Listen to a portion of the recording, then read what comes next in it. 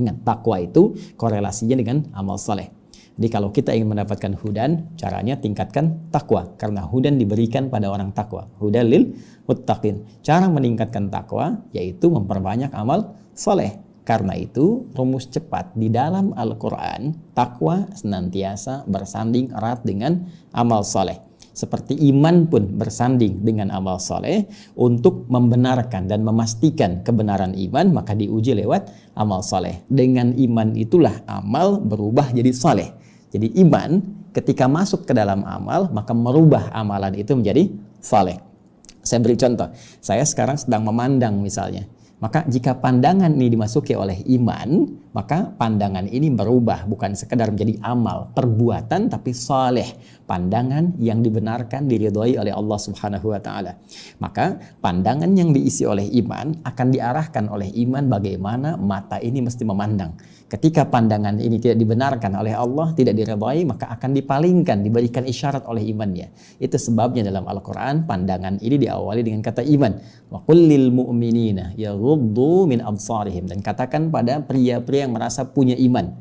Qul lil mu'minina, katakan pada pria-pria yang merasa punya iman. Yaghuddu min absarihim. Ya, palingkan pandangannya dari segala hal yang tidak disukai oleh Allah. Wa qul lil mu'minati, di ayat 31-nya, Quran surah ke-24, dan katakan pula pada perempuan-perempuan yang memiliki iman.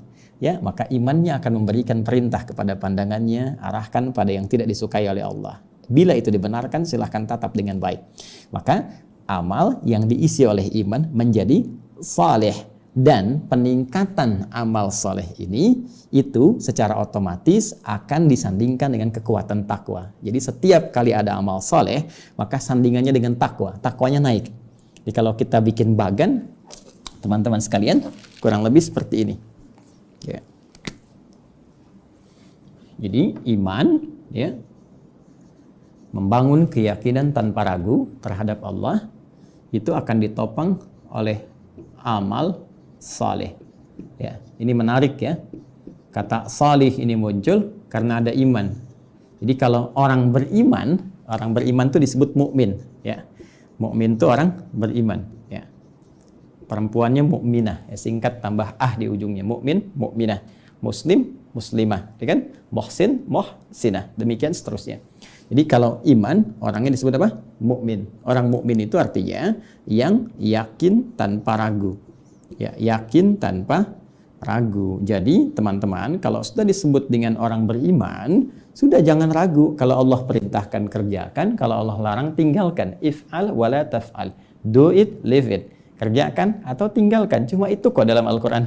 Ya, cuma itu dalam hadis-hadis Nabi sallallahu alaihi wasallam. Dua dalam kehidupan sebagai titah syariat. Kerjakan atau tinggalkan. Kata Allah misalnya bagi laki-laki, ya, kerjakan ini, kerjakan. Tinggalkan ini, tinggalkan. Bagi perempuan, kerjakan. Berhijab engkau, berhijab.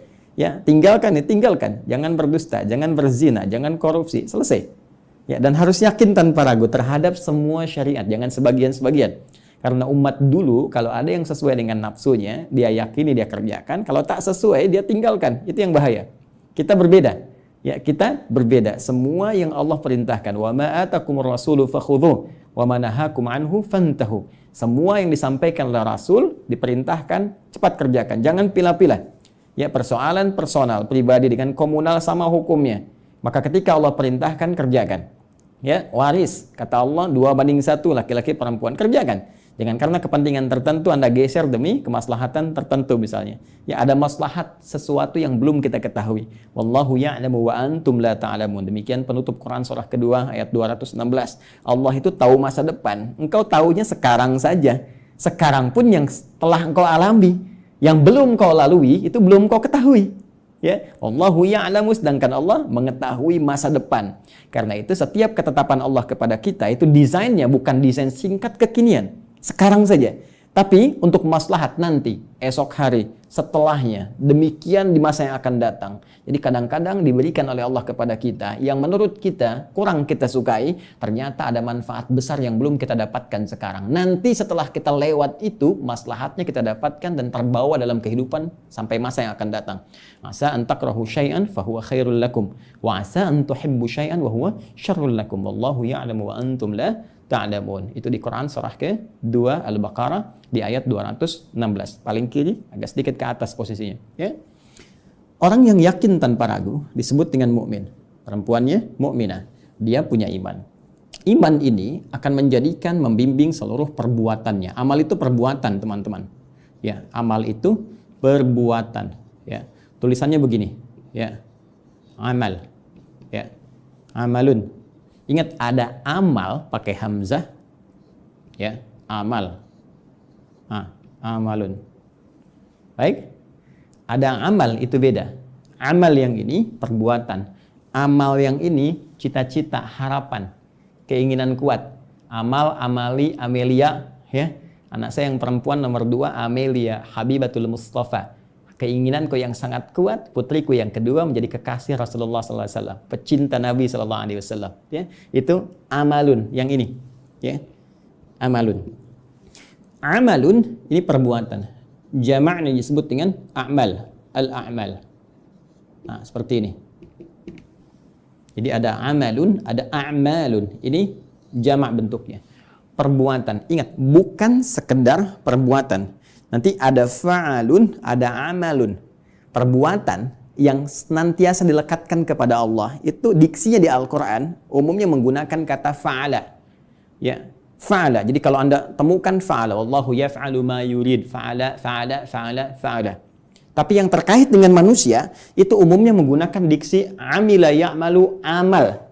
Ya, ingat, kadang ada menggunakan kata fa'ala dalam konteks negatif yang seharusnya tidak dikerjakan oleh manusia. Ya, tapi kalau kembali kepada Allah, semua hal positif menggunakan kata fa'ala. Ini untuk membedakan antara perbuatan Khalik dengan makhluk yang jauh perbedaannya.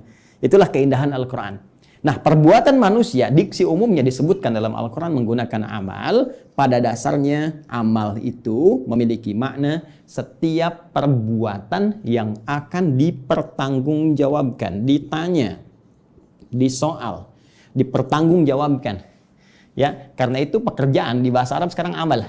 Ma'amaluk, apa pekerjaan Anda? Kenapa orang ngantor itu di kantor disebut dengan amil, pekerja? Ya, muwazzaf itu kesibukannya, pekerjaannya disebut amil.